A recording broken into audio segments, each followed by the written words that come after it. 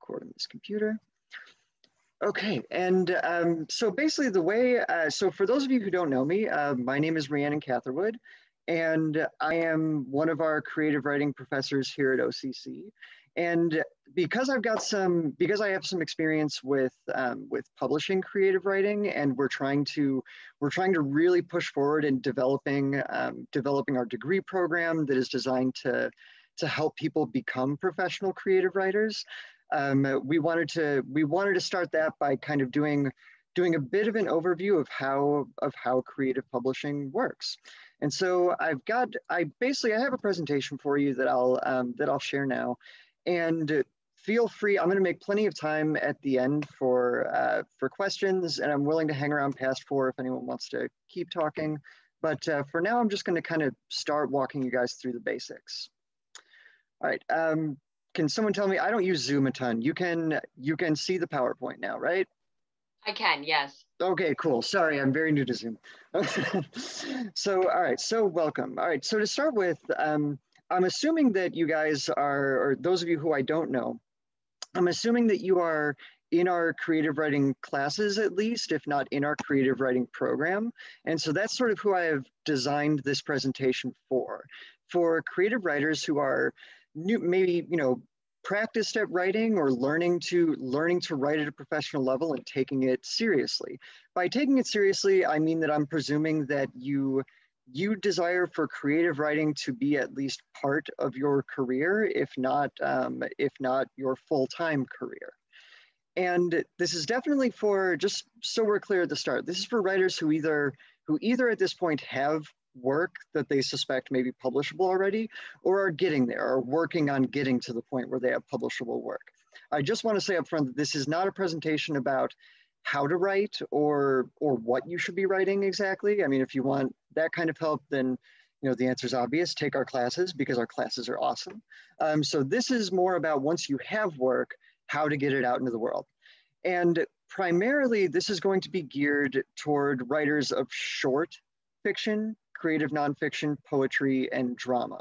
And I'll explain in kind of detail why I'm targeting this toward short writing, even though I can kind of already hear my 19-year-old self, if I were giving this presentation, if someone were giving me this presentation back then, saying, but I wrote a whole book, or at that point I had probably already written like 16 terrible books. And if so, if you are already writing a novel or you're writing a full-length memoir, then that is very cool, and you should feel awesome about that. That's super great.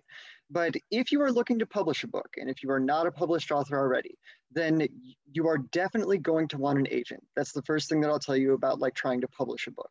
You're going to want a literary agent to represent you. And while it is not strictly speaking a requirement, agents do take on, clients of all experience levels. But one thing that agents do like seeing is past publications. They like having an idea that you are already a professional, that you are someone who understands the market in the industry a little bit, and that basically that someone else has said, yes, this person is a good writer, so, a professional. And so it helps to build your reputation by publishing shorter things, by getting work out there, starting to build an audience and building an understanding of what the market is like. Now, what you can do if you are just a person who does not write short things, I can sympathize, because that was me at one point.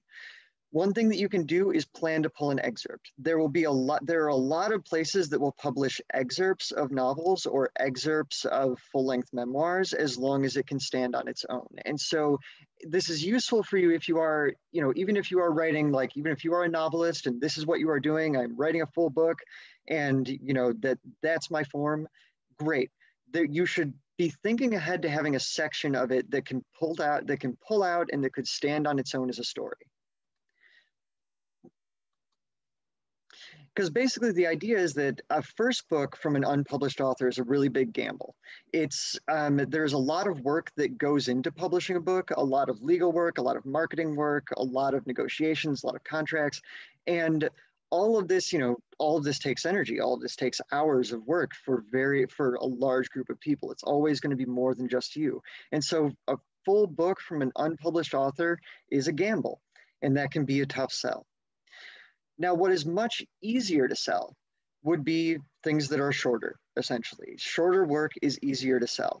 So what that means basically is short stories. And in fiction, the market that you'll find most commonly is for what's called adult literary fiction, which is basically, these are your major Pulitzer winning authors. This is what they produce, is adult literary fiction. But if you're someone who writes sci-fi or fantasy or horror or romance or detective stories, those markets are totally out there. And markets exist for basically any genre, or a lot of places love cross-genre stuff.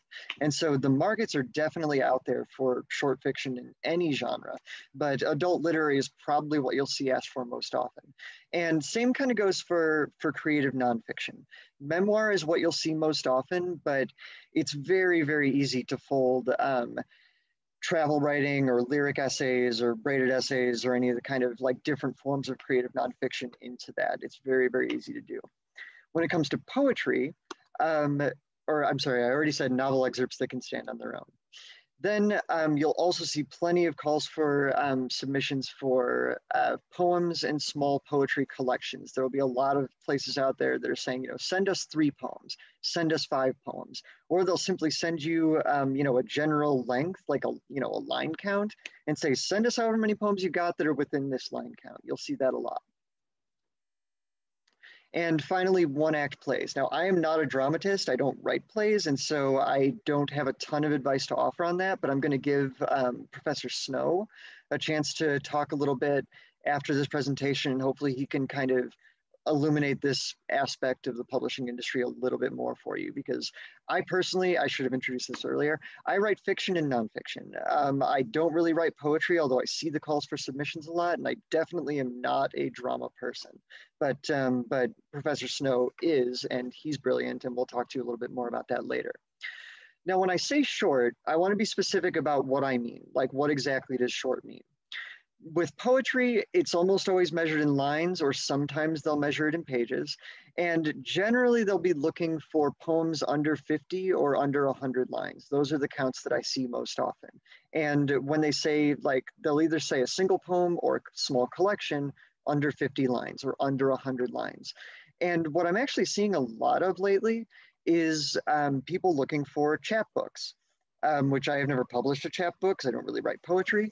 But I see a lot of calls for submissions lately looking for collections of like 20 pages of poetry or 40 pages of poetry that might be included in an anthology or even published as a short publication on their own. So poetry is usually measured in lines. Anything in prose is going to be measured in words. It's always word count, it's not page count. And the things that you'll see kind of most commonly would be these first 2. I see a lot of calls for micro and flash fiction and nonfiction. Now, what exactly they mean by micro and flash varies between different calls and different publications. Sometimes they mean something as little as 150 words, which if you're not used to word counts, that is very, very small. Or some people define flash as being up to like 1,500, but generally not more than that. The other thing that you'll see a lot is for short fiction and short nonfiction of roughly 3,000 to 5,000 words. So that is roughly like, I don't know, anywhere from like 10 to 20 pages, basically. So 3,000 to 5,000 is kind of a sweet spot if you're sort of still teaching yourself to write for a market. Learn to write things or learn to pull things out of your novels that are 3,000 to 5,000 words. That's simply the most common thing that you'll see them looking for. Now, I sometimes struggle with this because I can be kind of long-winded, as you're going to start to notice. And some of my work goes up closer to 10,000 words. And that simply is where it lands, and I'm not really interested in pruning it down. It's a little bit more difficult, but you can find calls for unusually long short stories of, say, up to 7,500 or up to 10,000.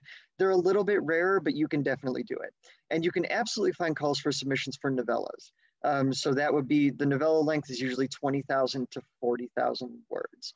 And so why I'm kind of going over this is that, if you are someone who is, you're a writer, you write and write and write, it helps to start training yourself to hit targets of word count.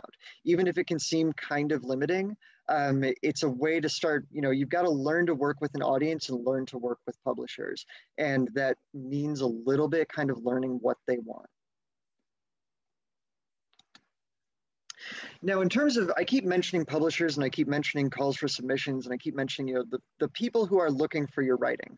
And, if you're anything like me at first, like when you're first getting started with this, I was like, well, how do I find these people? Like, who wants my writing? Like, how do I get in touch with journals, with magazines, with the people who put this stuff out? So let's talk a little bit about that. Um, One thing that is very, very useful or a resource that I highly recommend for anyone who is really trying to build toward being a full-time career paid creative author. There are very useful lists on writers.com, like tiered lists of like the top 24 each of journals and magazines that publish fiction, creative nonfiction, and poetry. So if that is your goal, if you are going for, if you're going for like, I'm going to be a creative writer, I'm going to be the next brilliant artistic voice, and I want this to be my full-time gig, I want it to pay as a career, then these are the lists to start working your way up. I'm going to share this presentation with you through Zoom so that you can download it if you want. And these are links that will take you to these lists, or you can easily kind of Google or go to writers.com and look for, 24 best publications. And they're tiered. They will lead you through, things that frequently take from unpublished authors, and you can kind of start building your way up. And most of the items that are on those lists will pay to various amounts. I mean, they might only pay, $100 or a couple $100, but they might also pay a couple thousand. And they can start kind of building you toward getting, published in the New Yorker, published in the Atlantic, and, the real big name places that would be good to proceed getting a lucrative book deal. So I highly recommend, if this is your goal, that you check out these lists. Now, that's not everybody's goal. Like, even those of us for whom creative writing is a profession, for whom creative writing is, a serious career pursuit, it may not be your goal to be a full-time career author who lives on this. Like, for example, it isn't for me. Like, I am a professional writer, but it's not my particular goal to make a full-time living off of writing. I'm a teacher first, and that's what I care more about. And so if your interest is a little bit broader, or if you simply want a place to start that is maybe a little bit lower pressure, there are many, many, many more journals and magazines beyond those 24 each. And one of the best places to find those is a publication called Writers Market, which it may actually be changing its name this year, because I heard that Writers Market just got bought out by another company. But most recently was published in 2020 and gives listings by genre of just like thousands of really reputable literary magazines, journals, and trade publications. This one is really good for being organized by genre. So basically, whatever it is that you are looking to write, like say you write, werewolf detective stories, great. You can find the urban fantasy section of Writers Market. You can find whatever you are looking for there. It's available by subscription, or you can buy it on Amazon. There are a lot of listings like this. Writers Market is just kind of maybe the most famous one, and it remains really, really well put together. There isn't one that I know of for 2021 yet, but I don't know, things don't change a ton in the course of a single year. And so if you were to look at the one from 2020, it will be really, really useful to you. Now, the other place that you can look, and that probably I use the most often, is one that I'm going to more than recommend, I'm going to basically insist that you get a profile on this site, create a profile on the site, Submittable. This is not optional if you want to be a professional creative writer. If you want to publish work, this is just simply not an option. You absolutely need a profile on Submittable. What Submittable does is it handles the submissions for just literally thousands of different publications. Even a lot of the publications that that you'll find in in writers.com or find in Writers Market, you'll still find that they handle their submission system through this website, Submittable. So you will almost definitely, like, even if you find your publications in other places, you're still probably going to wind up creating a profile on this site. You can also find calls for submissions through this site. Now, not everywhere will actually put them through here. Even places that may use it to handle their submissions may not necessarily do their calls there, but hundreds of publications do. Many, many different publications do. And the publications that put their calls on there, you can know at least that they are serious about what they're doing, because we actually learned recently, as we've been considering developing a literary magazine for OCC, that there is a pretty substantial fee, like annual fee, for people who want to do their calls for submissions through Submittable or handle their submissions through Submittable. So you can trust that at least the publications are serious. They still will be of varying quality, but they are for real if they are going through Submittable. They have paid money to do it. And it will also really conveniently, I honestly kind of love this, handle your submissions. Like it has a submission manager that actually, it would be much easier if I just sort of show you this. So I'm going to share something else with you real quick. Where do I have this? I pulled this up before. Here we go. So let's have a look real quick. So this is what Submittable looks like. And this is simply everything that I'm looking at right now are calls for submissions that, as you can see, this is so far just the ones that are literally ending today. They're organized by when their deadlines are. And as you can see, if you're looking at where I'm scrolling here and pointing, ends in 9 hours, ends in 9 hours. Like these are all just the ones that are ending today. There will be hundreds and hundreds more. And if you are looking for something specific in terms of genre, there are a lot of different tags that you can use. It also really conveniently handles your submissions. And I honestly love it about this, because otherwise I probably would not remember where I have submitted things to. And so this is a list of just things that I have submitted, lately, and it lets me know something has been, something has been accepted, something has been declined, I've withdrawn from this is in progress. It is really convenient, and I really, really like it. So that is my plug for Submittable, and I highly, highly recommend it. All right, I just want to make sure that worked. Can someone tell me, are we back to the PowerPoint? Can you see this? Yep, back to the PowerPoint. Thank you so much. All right, so we're all going to get Submittable accounts, and that's going to help you a lot. Now, when you do, so like you saw, there are so many, and the next step in once you have found the market is really kind of narrowing it down in terms of where you are going to specifically send things. And the best thing that I can do for you here really is talk through my process, because it works for me, and so it's what I recommend to you. Basically, you got to ask two questions. Are they right for you, and are you right for them? In terms of figuring out if they are right for you, what I always do first is I investigate the magazine and journal's website, and I kind of just ask myself, how does it look? Like, is this a nice interface? Is it well presented? Is it, does it suggest professionalism to me? And there are things where I look at someone's website and I'm like, no, this really is not going to present my work the way I want it presented, and so I'm not going to submit here. I'll ask myself as I look through things, this is a personal thing for me. I like to ask how many issues it has, like how long it has been around. And I probably will not submit to places that have been around for like less than 5 years.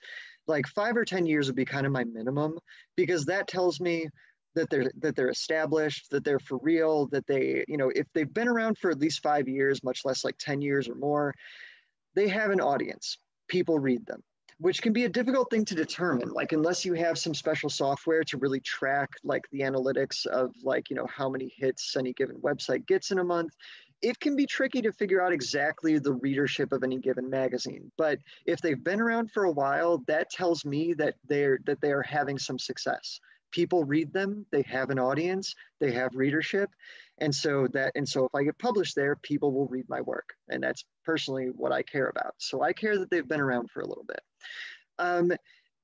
You may have preferences, and you may start wanting to consider, do they publish online, or do they publish only in print, or is it both? And there's just a wide variety out there. My personal preference is I really like things that publish both, because I like having a link to share with people that I know, and a link to put on my personal website that helps me kind of publicize a little bit. But there is also, you know, there is also just something cool about being in print, and I like having, you know, I like having printed versions of my stuff. And so ideally, you know, it's cool to me if they publish both. That's nice for me. But I'll definitely, but that doesn't necessarily for me rule out either one. It's just something that if you haven't thought to consider it, you may want to consider it. And then finally, of course, the question, do they pay? Which, which gives you kind of, there's a couple of sort of things tied in with that. For one thing, if they pay, they are, you know, they are more likely to be like a well-established and serious magazine or a serious publication that's more likely to build you toward more serious publications. But I'll tell you, for me, that is not personally a deal breaker. Some of my publications have paid me, some have not.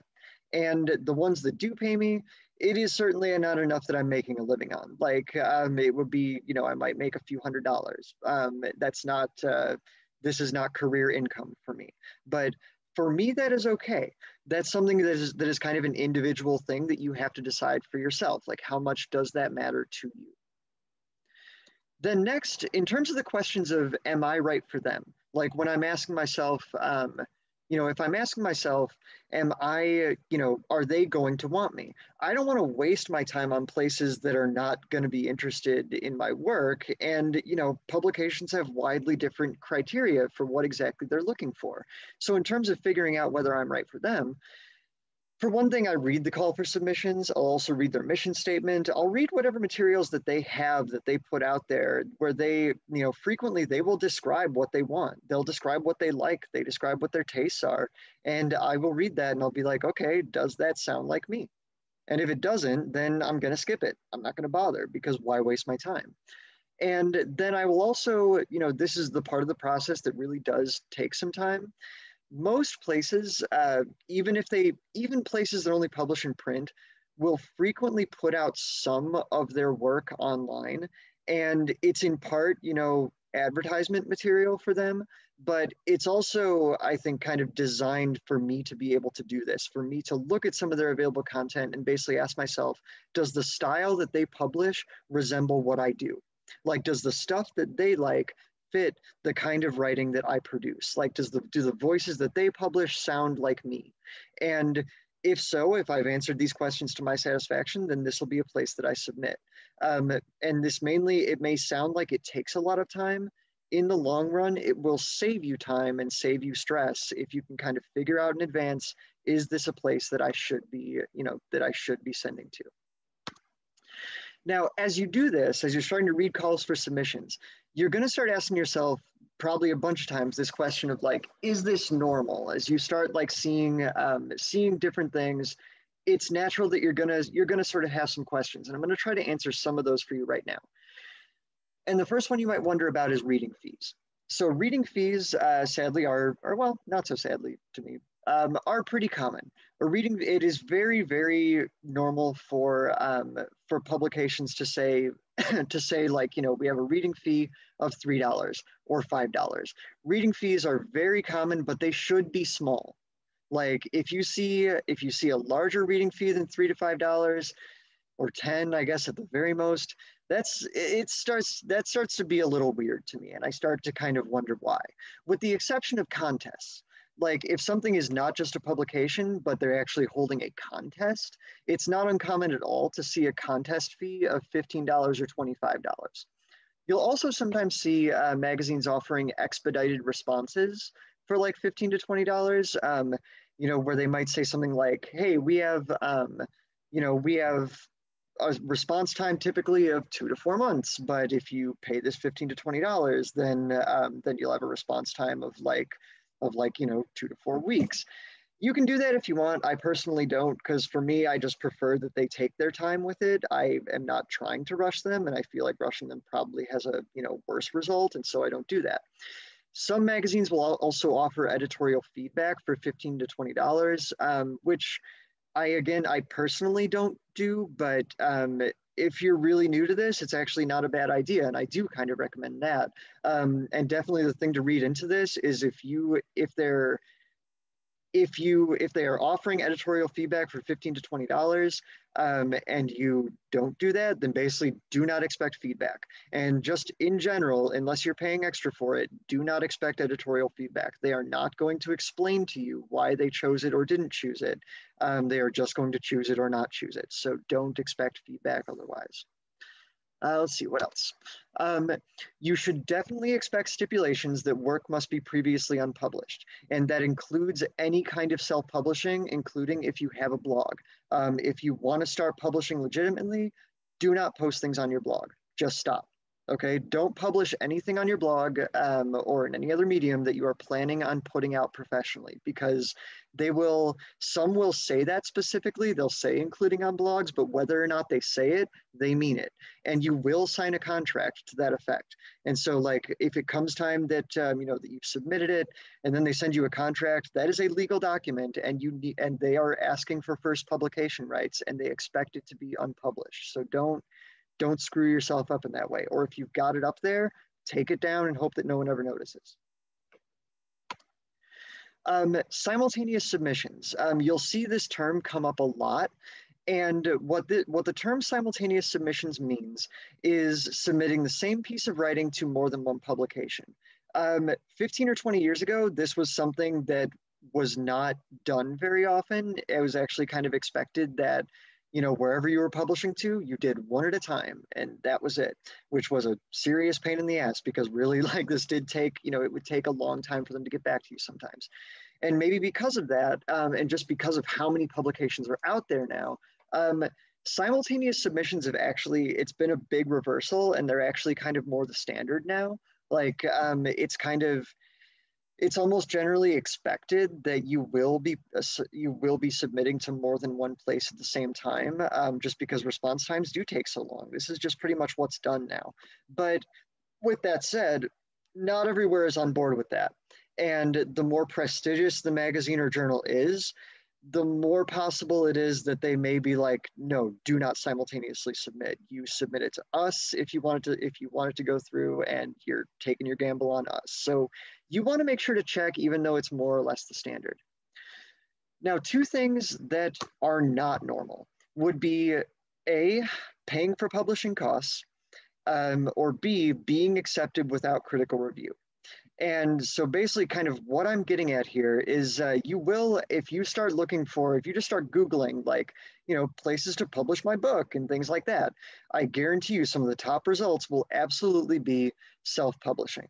And you will see a lot of that. And so I want to talk a little bit about self-publishing, because the times that I've kind of mentored somebody or given somebody some advice on getting started with this, it almost always kind of comes up eventually that someone asks me like, well, this sounds like a lot of work. This sounds like a lot of trouble. Could I just self-publish? And what that feels like a little bit to me is I feel a little bit like I'm giving someone relationship advice, and at some point they stop me and go, man, this sounds like a lot of trouble. Like, couldn't I just hire an escort? And I feel like saying, well, yeah, man, I guess you could just hire an escort, but I feel like we're having a whole different conversation now that is very different from what we were talking about so far, because it is a little bit like that. It's like essentially you are not doing the same thing if you self-publish. And if your only goal is to sort of have your work in the ether, or if your only goal is companionship that an escort might provide, then good for you. And I'm not trying to judge, but I would have to say, I hate to break it to you, but you don't have a relationship, you have a credit card. And so my first and biggest thing to say about self-publishing, if you are serious about building a career, is don't. This is kind of my flat out advice. Do not do this, because it is going to hurt you in the long run. We've been talking so far, or I started talking about the ways to build reputation. And self-publishing is something that does not build reputation, quite simply because the reason that other publishing does is because it has been judged for quality. Professionals in the industry have looked at it, and they have thrown out a bunch of other crap, and they have picked you. With self-publishing, no one is judging it. If you can't get rejected, it does not build your reputation. The risk of being rejected is important in terms of building your reputation. And it also removes, like, if you remember, like the desire for first publication rights, That's what magazines and journals want from you. And so if they're looking for first publication rights, then if you self-publish it, then you have given up the opportunity for that, making it a lot less likely that legitimate publishers are going to touch it. And moreover, understand like when it comes time to self-publish a book, a literary agent, editors, marketers, lawyers, these are not just middlemen standing between you and your paycheck. They are people who do important work to get your book where you want it to be, and also ensure that your rights are being guaranteed while throughout the publishing process. They are people who work for you and that do important work that at least I, as a creative writer, I am not a business person. I am not a lawyer. I am not in marketing. I'm not an advertiser. These are not things that I do. I'm a creative writer. And so I'm not trying to do those things. And I won't pretend that I have the expertise. And frankly, when you do pretend that you have that expertise, I find it unlikely in the vast majority of cases. Basically, think of this like any other job. If you mean for this to be part of your career, you should not be paying them. They should be paying you. In publishing services, like everything I just described, if not in cash. Like if they're a publication that is established, that's been around for a while, even if they are not paying you in cash, if they are presenting your work, marketing your work, making sure your work gets to readers, they are doing something for you. They are building your presence, even if they are not paying you in cash. And so that's something to consider. I think that is probably all that I had to say about that. Oh, right, I forgot the pretty woman scenario. So there are generally, whenever I have this conversation, people will definitely tell me, but there are all these people who are really successful who self-published, and that is definitely true. Those fall into a few different categories. People who are already famous, celebrities can absolutely self-publish, they will already have a market. People who are very unique or extremely current topical writers can sometimes find success with self-publishing for that reason. People who already have friends in the publishing industry. A lot of people who are successful self-publishers are people who already published in a traditional way and then just decided to start they already know people, they already have contacts, they can already make it work. The rest are the equivalent of lottery winners. And you can definitely provide me with a list of people who have successfully self-published. I can also provide you with a list of successful lottery winners, but that does not make it a good retirement plan. So that is kind of the end of what I'll say about that. Now let's keep talking about how to do things in a legitimate way. So I want to walk you through a little bit of what it's like submitting to these places, how to have the best results, and just sort of what responses you can expect. So to start with, this is kind of the most boring part, and even though I'm an English professor, I don't really relish teaching this kind of stuff. But part of it does involve formatting correctly, making your stuff look right as you send it in.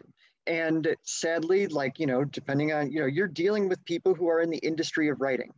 And so mistakes in your formatting can absolutely get your submission thrown out. As lame and bullshitty as that is, it is definitely true.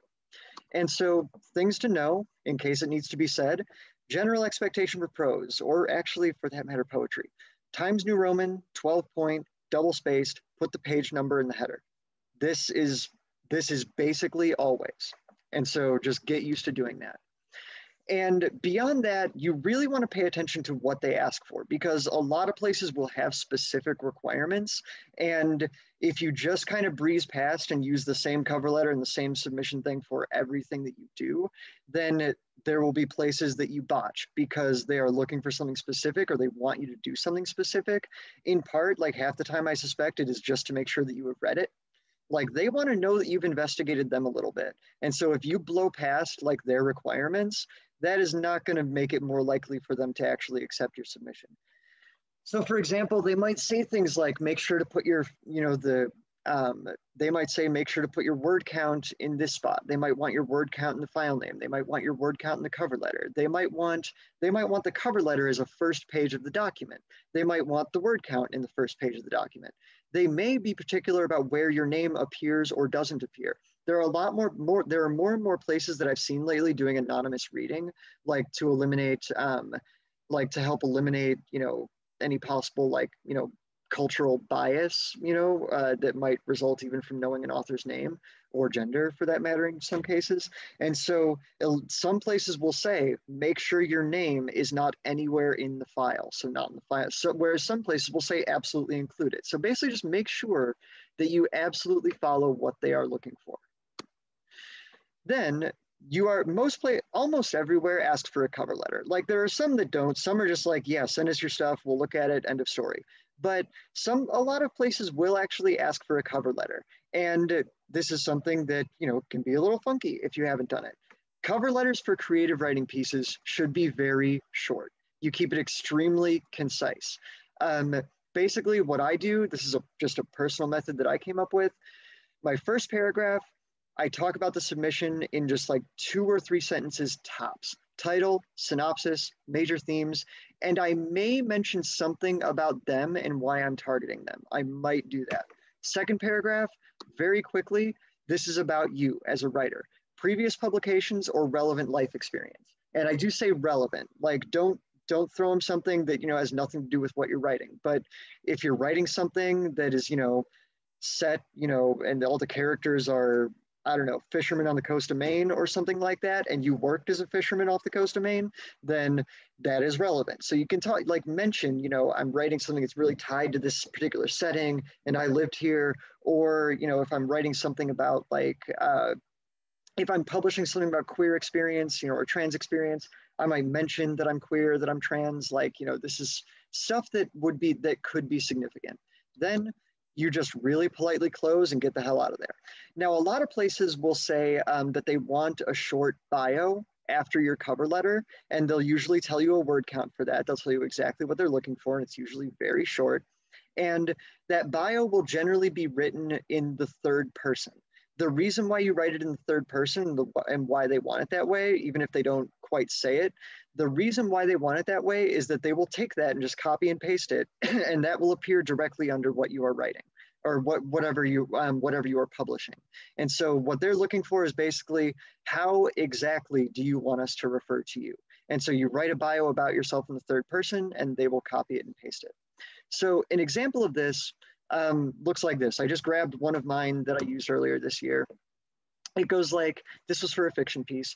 It goes, "Dear editors, I appreciate your attention to my short story, The Creation of Echo, which follows a blind woman with the ability to see telepathically through others' eyes and explores themes of self-perception and self-identification." Oh, okay, so for this particular one, I needed to mention, this story was previously an honorable mention in Glimmer Train's Short Story Award, but it has never been published. I needed to say that because just in case they Googled the title and found that listing of like the honorable mentions, I didn't want them to be like, wait a minute, this has been published before, and throw me out. My creative nonfiction has previously appeared in blah, blah, blah, and my fiction has appeared in blah. And then I just really quickly, a brief author bio follows. Thank you for your time and consideration. And your bio should look like this. Again, written in the third person. Rhiannon Catherwood lives in Syracuse, New York with her wife and cat. She is a teacher, circus artist, and road tripper. She believes that good fiction should expose truth and good creative nonfiction should be about creation. That's kind of my tagline that I use all the time. So you really don't want a cover letter any longer than this. You don't want to spend so much time like explaining your work. Your work should basically stand on its own, but it's good to give them the tiniest bit of a preview of what they're going to get from it. Now then, once you have submitted, you got to be patient. And this can be the hardest part because publications all have different like response times are, and they should let you know, like at least almost all of them do, and they vary a lot. Like sometimes they say, we'll get back to you in a few weeks. That is really rare. And that usually if they're getting back to you in a few weeks, it's because they are a monthly publication. To some say, we'll get back to you in like 6 or 7 months, which feels insane, but it is kind of it's not uncommon in the industry to say like, you submit something in January, well, we'll get back to you by like, June, hopefully. And I say hopefully because the truth is they may not be accurate anyway. Places really do like to take their time, and that's not something that we can control. We just have to be patient with it. And if you are getting anxious and you want to follow up, just remember basically the same kind of thing that you would do for job cover letters. It is okay to follow up after their stated time frame is over. Don't follow up before their stated time frame is over, because you're just likely to irritate people, and that's never going to work in your favor. Now, once they do give you a response, there's a few different ways they can go, and sadly, what is most common is you're going to get rejected more often than you get accepted. That's just the way it goes, and you need to kind of learn to accept that. Rejection is going to happen, and it's going to happen frequently. And there's two different kinds of rejection, though, and it's good to kind of notice and be able to tell what they are, so that you can spot them, because they do mean really different things. First, there's the form letter rejection. This will generally have no specific commentary on your piece, and it can be for a lot of possible reasons. Don't take it personally, because a form letter rejection that just says, like, sorry, this wasn't a good fit for us at this time, good luck placing this somewhere else. That is not personal. It doesn't necessarily even mean that they don't think it's good. There are a lot of reasons why they might reject something. They might reject something simply because they had already gone through all of their, they had already pulled enough submissions. They had already put together their journal for that entry. And so they're done. That's it. Some places might reject something because they have already published something kind of too similar to it in a recent issue, or too similar to it in their current issue, or maybe just the opposite. They may have unexpectedly realized that they wound up kind of, selecting a lot of similar things and like kind of turning something into a theme issue, and then yours didn't fit with that. There's just a million different reasons why something might get rejected, and so try not to take it personally. It does not mean you are a bad writer. Now, the other kind of rejection you can get, and it's important to be able to recognize this one, is what I call a rejection but. What this is a pass on this specific piece, but with compliments. If they say something nice about it and encouragement to say, like, hey, maybe you should submit something else to us, this is not a form letter. They do not just say that to everybody. If they say, we like your writing, you're a talented writer, and we couldn't find a place for this piece, but we would like you to submit something else, actually do it. That is not a form letter. That is not just random. They actually do want you to submit something else, and you absolutely should. Or if you don't have something else right now, email them back and say thank you, and I'll keep you in mind in the future.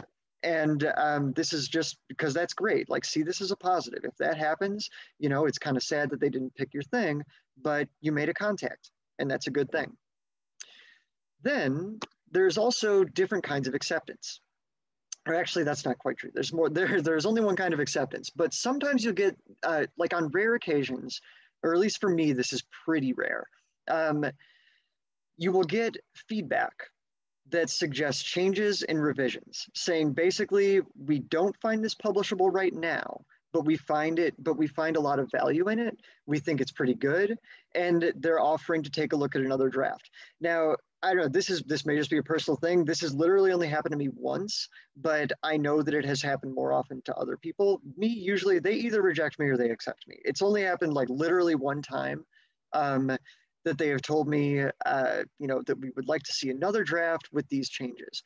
If this happens, I highly advise you to take them up on it, because chances are, if they're sending a suggestion for revisions, if they want a revision, they probably are not advising you to change like radically everything about it, because that's just too much work. Why would they want to do that? They see value in it. They see a lot that is good. Otherwise, they wouldn't be doing this.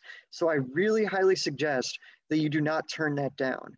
And you can really wind up making some good contacts if you are willing to take the feedback and work with them on it. Like when I did, the time that this did happen to me, which actually was that piece that I showed you a query letter for a few minutes ago. It was about the creation of Echo.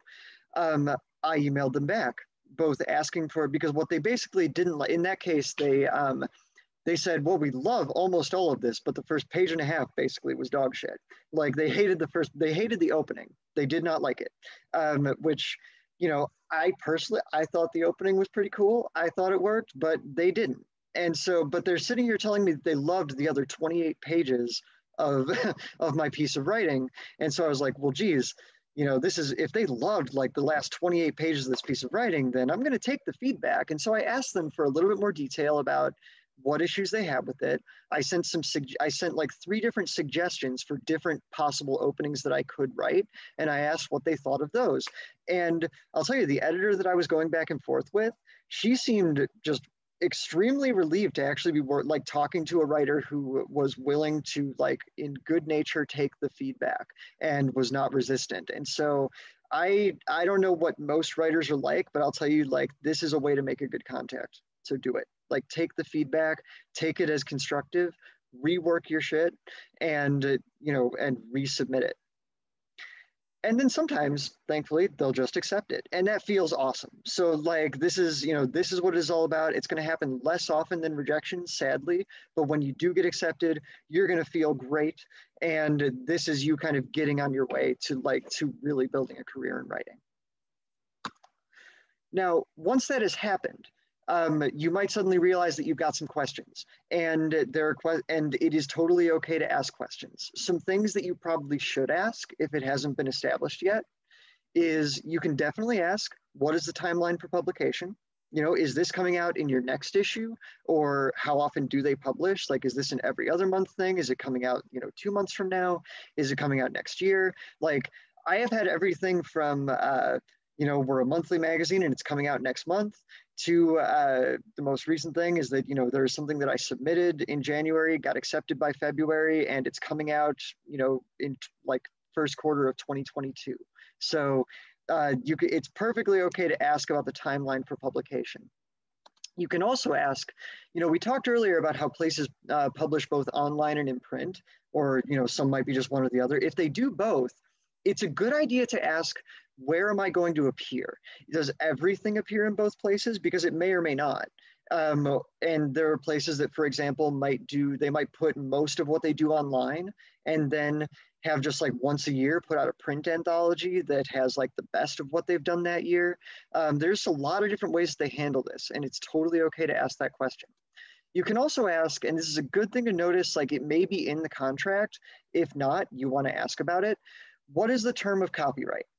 Because the way it works when you publish something short, like this could be different for books, but definitely when publishing short writing, they do not own it forever, or at least in most cases they will not own it forever. What they really, really want are first publication rights. They want for a certain period of time to be the only place that this appears. So that might be 30 days, it might be 60 days, it might be a year. It really depends on the publication. But why this matters, well, actually, I'll kind of talk about that in a minute. But really, first, I just want to say, basically anything that you're curious about, if there's anything that you feel like you don't know, it is okay to ask the question. Like, totally ask the question. Because, I say this for people who maybe have my level of anxiety, where I remember, like, the first time that I got something accepted, I realized that I had all these questions, and I was like, in my mind, what was going to happen was I was going to ask a question that was totally dumb, and they were going to be like, oh, well, God, if you're dumb enough to ask that question, then we're not going to publish you. But that is not going to happen. Part of an editor's job is like working with you and answering these questions. And so it is totally okay to ask. Now, in terms of why you might want to know when you regain the right to publish this, that involves thinking about your next steps.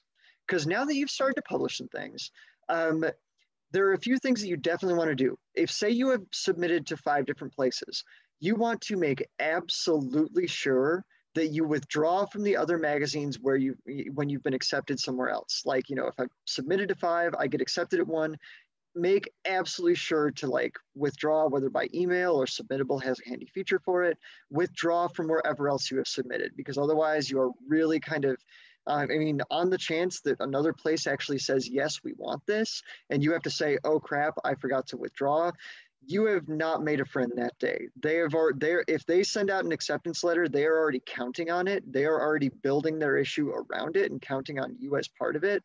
You will build some bad blood, so don't do that. What you do want to do is definitely keep track of all your publications. Use these publications to help build momentum so you can start mentioning them in your cover letters. And then this is why you're worried about regaining copyright. When you have multiple publications under your belt, you can start considering combining those publications into a collection.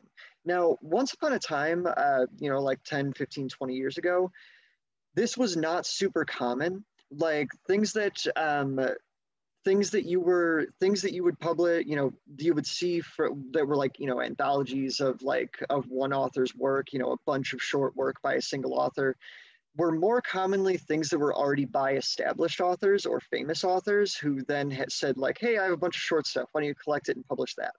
And it was very uncommon for a newer author or a less experienced author to get the same kind of publication. But more recently, short writing is kind of coming back. The short story is making a comeback. The creative essay is making a comeback. And so it's becoming more and more common to see like, you know, newer authors putting out like an anthology of short work. Like that's starting to happen a lot. Now, when that happens, it's generally speaking a combination of like half previous published work and half new work.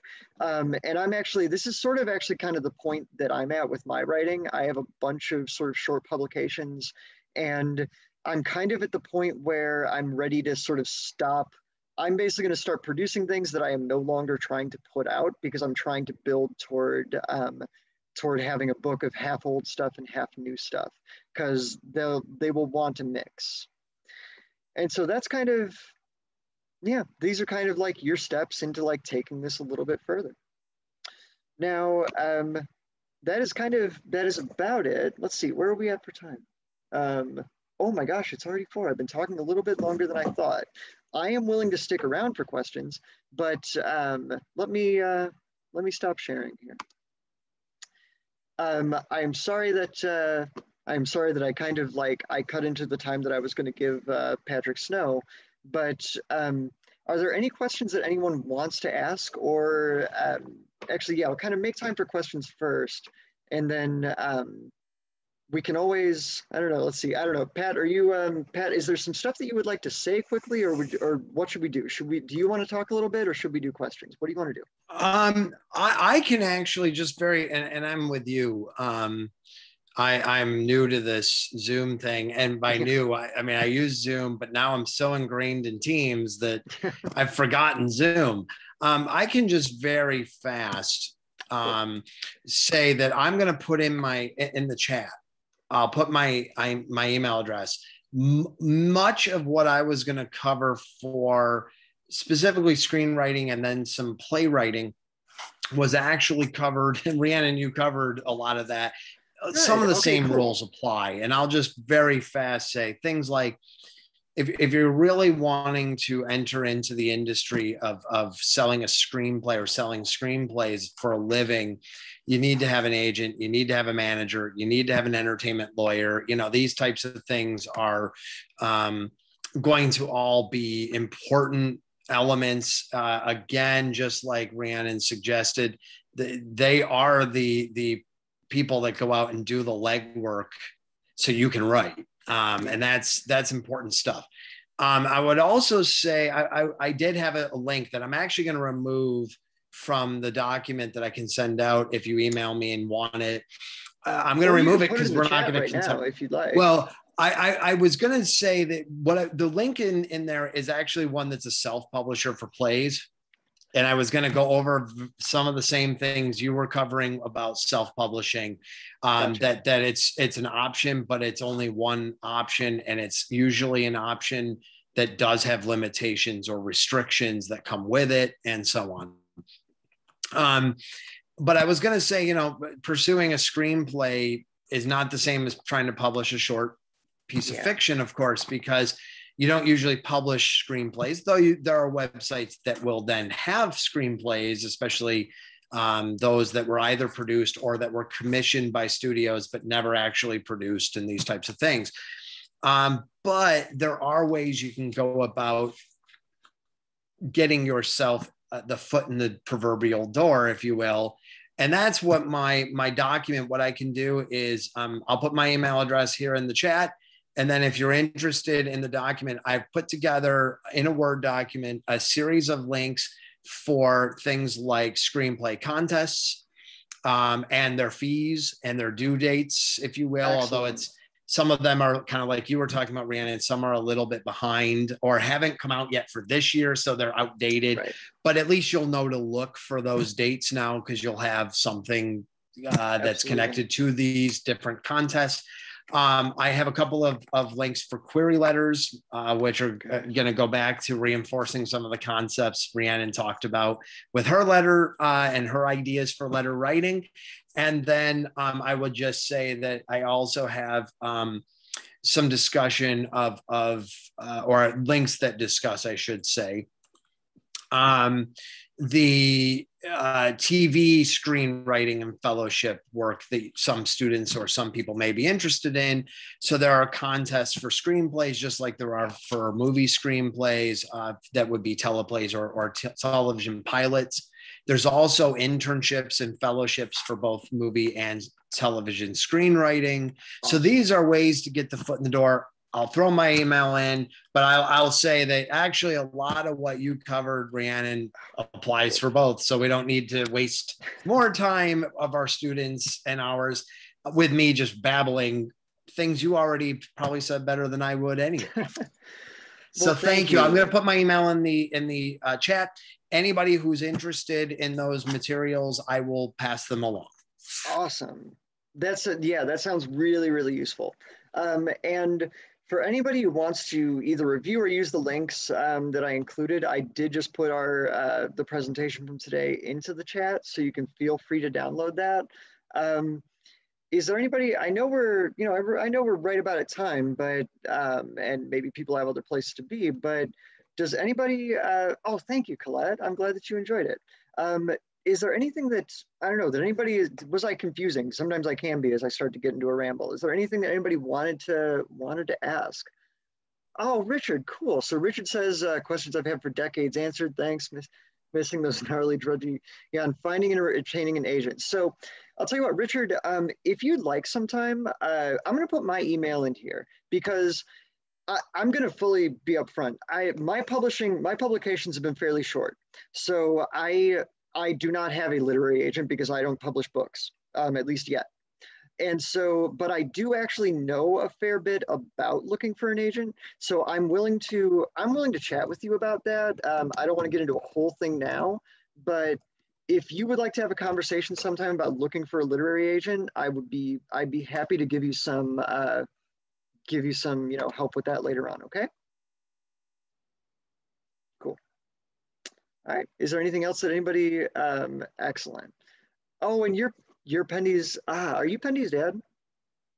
Or are you? I had Pendy in my class last semester or the semester before, something like that. Oh, it's cool. It's great to meet you. Nice. Yeah, I think we may have met once before. Neat. All right. Is there anything else that anybody wanted to chat about before? I don't know. Before I let you go. I just wanted to say. Oh, I just want to say thank you very much. That was incredibly informative. Great.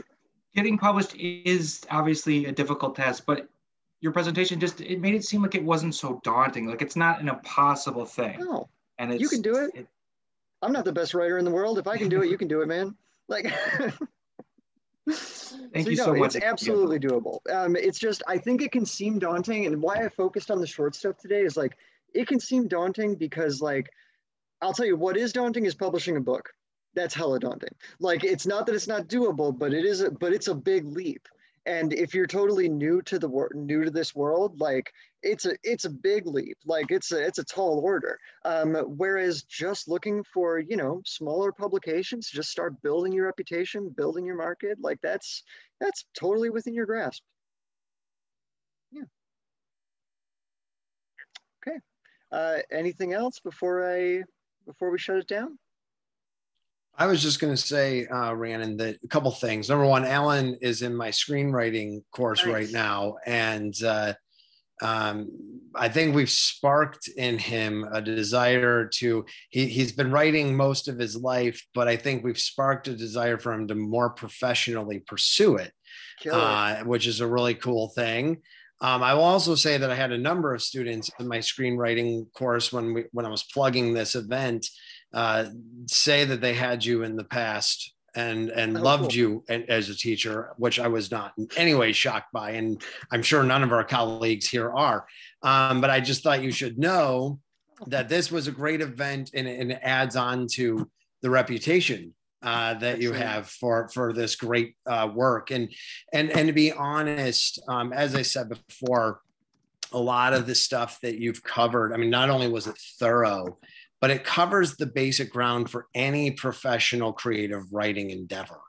There are going to be nuances depending on genre, but a lot of what you covered is the heart and soul. So anybody who's interested in pursuing this, that presentation is a nice kind of template for how to get there. So I wanted to thank you for that, because I thought it was really helpful as a screenwriter for my screenwriting students who are here to see that writing is writing, and a lot of the writing habits and ideas are going to cut across the genres.